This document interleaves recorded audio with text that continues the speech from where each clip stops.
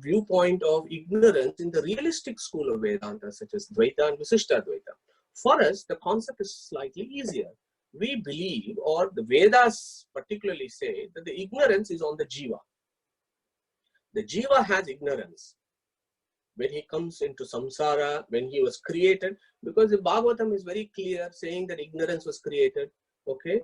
And Bhagavad Gita is very clear that the Shri Tattva, Lakshmi, linked up the Jivas to the body. And then in Gita itself, Krishna has said, I give them Ajnanam. So everything seems very easy for us. So for us, we believe Jivas have ignorance. Now, I told you about a verse from Jayatirtha a few weeks ago, which is worth remembering and reminding ourselves again, because that summarizes who is the Adhikari, Vishaya, Prayojana and Sambandha. So coming back to the Avidya in the Advaita school, nothing will sit there. You cannot have a Adhikari in an Advaitic philosophy, because there is no qualified person. There is nobody called the Jiva. Jiva is already Brahman, and Brahman knows that he is Nirguna Brahman. So there is no Adhikari. Vishaya is Brahmatma Aikya, but the proving Brahmatma Aikya is a very difficult concept. They have still not proven that Brahmatma Aikya exists. It is an unproven hypothesis. So the Vishaya is also not there. Prayojana is what? What is the Prayojana? There is no Prayojana because I've already had moksha. I'm already Brahman. It is not something that I need to achieve. I'm already Brahman. So whether I know Brahmatma Aikya or not, I'm already Brahman. So it's very hard to understand what the Prayojana is. But if you move to the realistic school, things get a little bit more easy. As Jayatirtha says, Ihahi vivida samsarika dukkha darshanena viraktasya shamadamadi mataha mumukshoho adhikarinaha. So who is the qualified person? He who has gone through samsara and he realizes, look, all the suffering is going on, everything is temporary, everything is transient. I don't want to be in this world anymore. I don't want this temporary pleasures. I want eternal bliss. He who thinks like that, he who wants that, becomes a mumukshu, and he is the adhikari. Okay? So he is the adhikari. He is the qualified student who reaches that point in his samsara where he wants to evolve further. Okay? Tan nivrittayai paramananda avaptyaicha. What is the prayojana? He wants to get rid of the suffering and he wants to acquire the bliss. So that is the prayojana there. Okay. Now to achieve that prayojana, what should he do? So it's a paramananda avaptyaicha sakala jiva jadatmakat prapanchat paramartata eva atyanta binnam nikila gunodaram nirasta samasta dosham parabrahma pratipadayitum sakala shruti smrutinam tad upakarana bhutacha brahma mimamsa yashta pravriti riti tattvam. So what he's saying is, for that nivriti, that is, he wants his suffering to go, he wants eternal bliss, what he should study the Vishaya, which is the subject matter. What is the subject matter? Learn about God, understand that you are very different from him, learn about God who is infinite auspicious attributes, he is without defects, and that you are eternally dependent on him. And how are you going to learn that? Learn through the Vedas, learn through the Brahma Sutras, and so on. You get this truth. So that is the Vishaya, that is the course. So the Adhikari here, the student is the Mumukshu. The Prayojana is the degree that he gets is he goes to moksha, and the subject matter is about God. What is the relationship between Jivan and Brahman, and how is the ignorance needs to be taken? What are the types of ignorance, and so on. So the Anubandha Chatushtaya, the 4 key components that are required for philosophical inquiry, becomes a lot more palatable in a realistic school of Vedanta. So now moving on to the slide, just the figure just below that. So this ignorance, as we said, is on the Jiva. So what are these various ignorances of the Jiva? Just ignorance doesn't make sense. So again, the Vedic philosophy has dissected that out and it has defined. See, there are various types of ignorance. The first one is Paramachadika. Paramachadika means it is that ignorance of the Jivas that they have forgotten God, that they have forgotten that there is this other bird in the body. They have forgotten that. So that is called Paramachadika. Then there is something called Jivachadika, which is also called Bhavarupajnana, which means that the Jiva himself does not know what he is. His self-realization is also not there. So that is a type of ignorance. Then there is also an ignorance between how the Jiva links up with the external world. Somehow the Jiva has taken it that he owns the external world. Somehow this body is here. He has somehow identified himself with the material body. So these are all the types of ignorance. So these three levels of ignorance is foundational for Vedantic philosophy that talk about why we are in this samsara. So Abhijit, moving on to the next slide. So now let's signpost this a little bit more. So we discussed about what is Ajnana, where is Ajnana. Now the question is who puts the Ajnana in, and we spent a lot of time talking about this. Here I have given a couple of verses. One is Samsara Moksha Sthiti Bandha Hetuhu. So God himself has put the Jivas, given the Jivas the ignorance. And then in Gita, Krishna himself says, Mattaha Smritir Jnanam Apohanam Cha. I gave Apohanam, I gave ignorance to the Jivas, he has said. Then Skanda Purana has said, Bandako Bhavapashena, Bhavapashashta Mochakaha, and we discussed that last week. So it is the Supreme that has actually given ignorance to the Jivas. Okay. Then how does that come about? Now Gita 13th verse gives you an answer, and as I said, Chaitanya Prakriti links Jiva to the material bodies, whereas the Supreme Being or the Purushottama gives Jivas the ability to experience Sukha and Dukkha. Okay, so that is how this ignorance operates. Then the question is, when did this ignorance come about? The answer there is, you go to Mandukya Upanishad, and we have discussed this in two verses before. There is a very key verse, is Anadi Mayaya Shuktaha Yada Jivaha Prabudyate. So Anadi Mayaya. So there, if you look at this verse in one angle, that Maya there becomes ignorance. So Anadi Mayaha. So that ignorance has been there eternally. It's been there all along.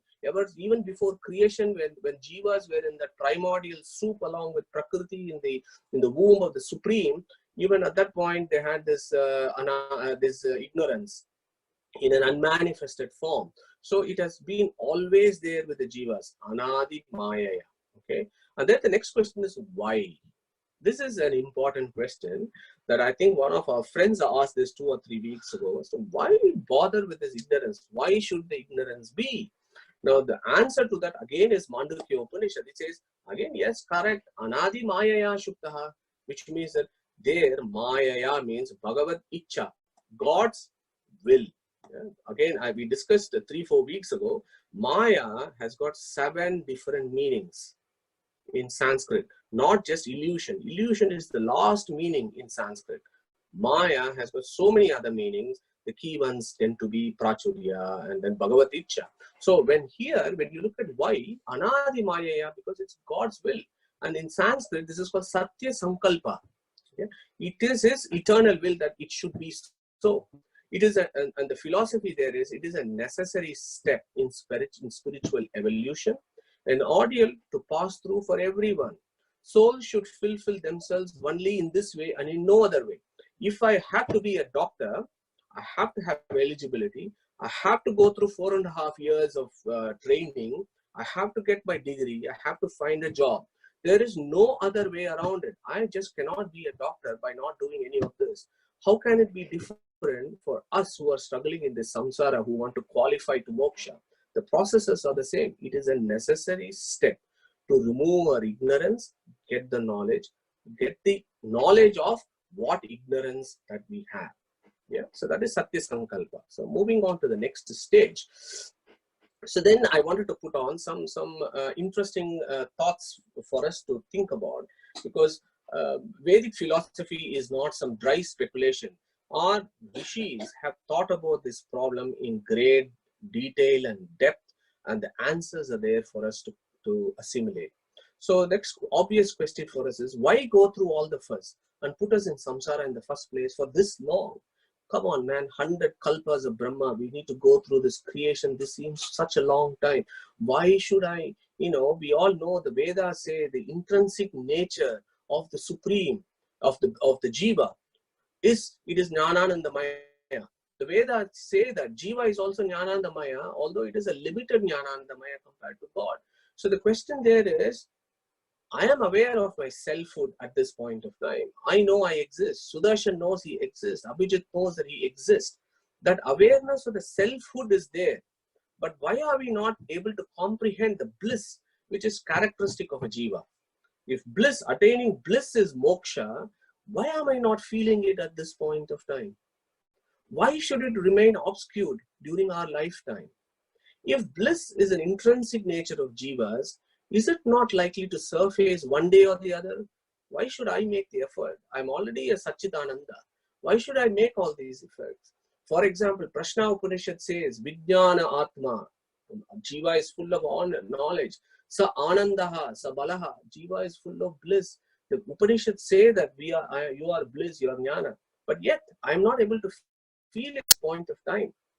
I seem to have darkness all around me. There is ignorance all around me, and I'm suffering. I'm going through pain. There is no eternal pleasure in me, although this is an intrinsic nature of mine. Why is that the case?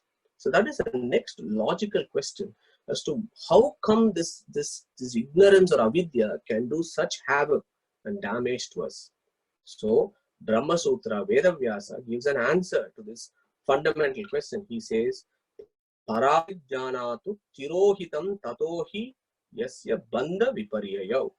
So tirohita is, there are two important words, abhidyanat, tirohita.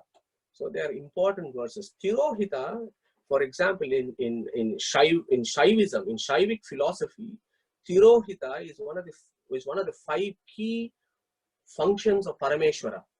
What Shiva does is he gives tirohita to jivas so that they go through bondage and samsara. This is well evolved in Shaivic philosophy. Vedanta, that is Vedavyasa, talks about this in Brahma Sutra as well. He says that tirohita and abhidhyana, the coverings, is all because of the Supreme. Para abhidhyana to tirohitam. It is the Supreme that puts this covering. So, Tatohi yasya bandha viparyayo. Bandha means bondage, viparya means removal of bondage and giving moksha. So the Supreme seems to be doing it. Okay. Now the question is, why is he doing it? Next slide. Okay. So still the question is that the Supreme is doing it. Abhijit, next slide, please. So he's still doing it, but why is it still taking such a long time? Do I have to go through this innumerable, ups and downs of living species from various animal kingdoms? We are told that there are 8.4 billion species in this in the living world, and then the jivas go up and down. And it takes such a long time. Why? Why does it take such a long time? Again, Vedavyasa answers this question. He says this is a very, very good illustration. He says, Pumstvadivatvasya sato abhivyakti yogat. Okay, so what that means is, take the mundane example. When does man obtain his virility? Yeah, Pumstva means puberty or virility, for example. Yeah, when does he attain that? A man attains his virility not when he is born. When he is born, he can't even walk. He is just lying there. And it takes years for him to evolve. He needs to evolve from a child to a toddler to a teenager, and then he becomes a smart adult. That is when his virility comes along. Similarly, for a lady, yeah, when she is a child, when she is born, she does not have the capacity to make babies. Yeah, she needs to evolve over the years, and then once she is attained 30, when the physiology is right, then her body is right to make babies. So this is what Vedavyasa gives an example, a fascinating, excellent example for us to think about in our own lives. In our own lives, it takes time. Exactly. So similarly, this obscuration or the ajnana for the jiva is there so that the jivas can work out their salvation through multiple life cycles and reach a point of virility where they are eligible for moksha. So that is the God's system of putting ignorance. And also Vedavyasa goes on to say, you know what, that obscuration is actually a good act by the Supreme. Imagine if there is a 80-year-old girl who makes babies, what will happen to her? We all know what happens to teenage mothers at this point of time in our societies. So what will happen to her? So actually having that obscuration is actually a benevolent act of the Supreme. Now, this is similar to, there's something called Sruja Srishti concept. This is something like you have gold. You go to Kolar gold mines in Karnataka. This is one of the deepest pits on earth. You can go and take gold from there. If you go to the mine, The gold is not, the jewelry is not right there for you to pick up and put it in your ears. No, there is gold inside the rocks. So what you have to do? You have to take it out. So this is an example of how the jivas are there mixed with Mula Prakriti before creation. They are there. The Sat Jivas, the Satvika Jivas who are aiming towards moksha. They are there in that Mula Prakriti, in that primordial womb. They are there. Exactly like how a gold dust or a gold particle is in the deep mines mixed with all the rocks and mud. What should you do? You take everything out, you sieve it through, you melt it down, you process it, you make a gold biscuit, then you melt it down, then a jeweler, then he works on it, then you get a earring. So this whole gold dust which was there in the rocks has to go through a process before it becomes a earring. And that is exactly is the illustration as to how the Satvika Jivas here, the ones that want liberation, have to go through this process. Mundaka Upanishad also gives a similar example, and we touched on this several times before. Yata Prativyam Oshadayaha Sambhavati. Each seed is different. They are put in the soil of this universe by the Supreme Being. And each seed, although the Supreme gives sunlight, puts water, he gives fertilizers and everything, each seed still has to make its own effort to grow, to induce all the metabolism, to do photosynthesis, to develop its roots, and it needs to grow. So it has to do its own evolution before it becomes a mango tree or a neem tree or whatever. So again, that gives you an idea as to why this is all taking this long and what is the purpose of giving this obscuration. So Abhijit, moving on to the next slide. So this again, we discussed this last time as to how this is not a sprint. This is a marathon. We need to start. The starting point is we need to go through the scriptures. We need to understand who this God chap is. We need to understand what is our relationship to him. What is our relationship to the material world.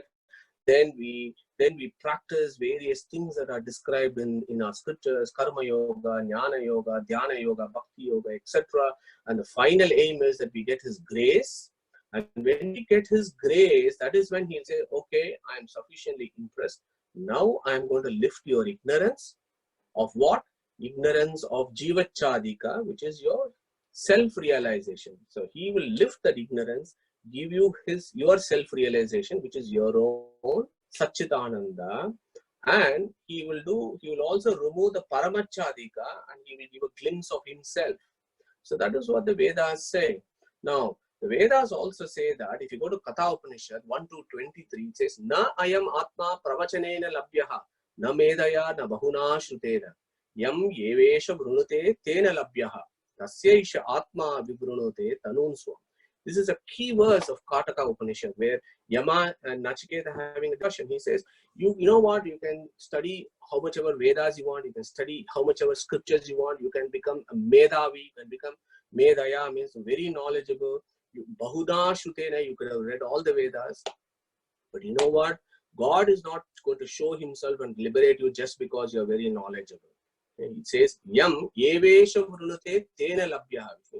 He will only remove the obscuration only when he desires so, and that whom he selects, whom he desires, he is going to lift that obscuration. Yeah. Tasyaisha Atma Vivrunute Tanun Swam. What he wishes, he will remove the obscuration. That when he wishes and how he wishes is his divine grace. That is the reason why that God's grace is absolutely essential for the release of bondage, because as I said before, we need to move him.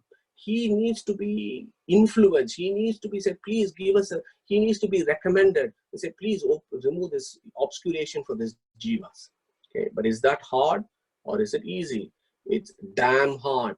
As suggested in Gita 7.3, it's damn hard and not many people achieve it. Manushyanam sahasreshu kashchid yatati siddhaye. Yatatam api siddhanam kashtin mam veti tattvataha. Okay, Krishna has said that very beautifully. Amongst thousands and thousands of people who desire to reach this, one may be, among all these human beings, one among 100,000 may want himself to be liberated. If there are 100,000 of those, one or two may have actually known me properly, and the ones that know me properly, I will give them release. So this is the rarest of the rare, but it is not impossible. It is a lot of hard work. Krishna is telling us Not many wants to do this. The easy solution is be a Nitya Samsara, just go through Samsara and go around the circle of life. It's very hard to go to moksha, but it is not important. HinduKnowledgeAcademy.com will celebrate Vedic culture and present its philosophies to the modern Hindu in an accessible format. Our ancient heritage is our greatest strength. Through preservation and dissemination, together let us spread positivity in the world. Thank you for listening and welcome to Hindu Knowledge Academy.